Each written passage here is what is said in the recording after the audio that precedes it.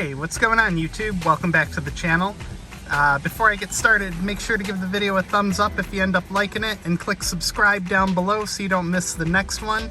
In front of me is the 2021 iPad Pro connected to 5G Ultra Wideband on Verizon. The node, if I can get it to focus, there we go. The node is right there on top of the telephone pole. Looks like Samsung equipment if I don't know any better, which I may not, but you know. So let's do a speed test here and see if 5G Ultra Wideband is worth it on the iPad Pro. It's definitely the fastest speed test I've ever gotten on an iPad. So I would say 5G Ultra Wideband is worth it on the iPad if you live in a city and an area that you know has it, and you like to do a lot of work on your iPad. You like to download a lot of videos, you like to download a lot of content to edit on your iPad. You like to play video games and you have to download huge updates, then it would totally be worth it. Let's try a different server here just for kicks real quick.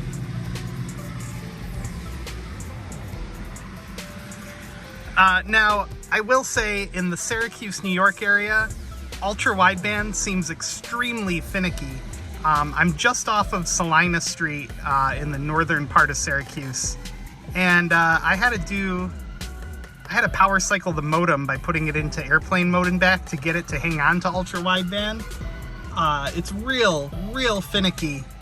Now, I've been to other markets like Philadelphia, Atlantic City, trying to think where else, where Ultra Wideband seems much more stable and much stronger. In Syracuse, in some areas, you'll get it to hang on for a while, and then it'll just disappear really quickly. I mean, part of that's just some of the limitations of millimeter wave that Verizon's calling Ultra Wideband. But just as an example, that's the node right there. When I walk past that concrete wall, the signal disappears. It's kind of funny, but you know, again, just some of the limitations of millimeter wave, and I'm sure it'll get better over time. Now let's see how the hotspot data is. I have my 2018 MacBook connected to the hotspot on the iPad. Let's see how it does. So all right, so it's not quite as fast as the iPad itself, which is probably, you know, to be expected, because the data on the hotspot is not prioritized nearly as high as the data coming to the device itself. Let's see if I have any software updates to download from the App Store real quick here.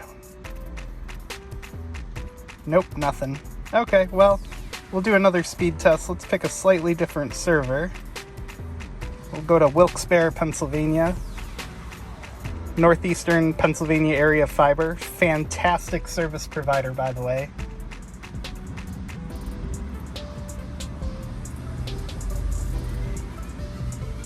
So a little over 600 that time.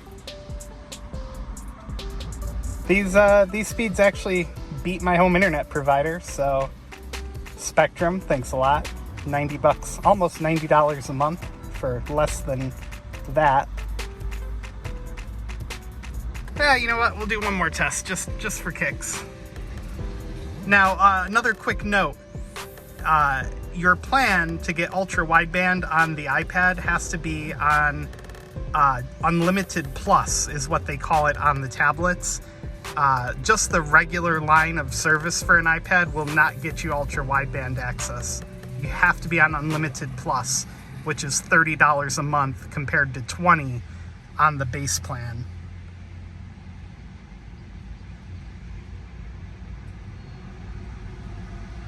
Alright, well guys, that was 5G Ultra Wideband here near Salina Street in Syracuse, New York. Give the video a thumbs up, click subscribe down below. My goal is 1,000 subscribers by the end of the year, so I'd really appreciate your help. Thanks a lot.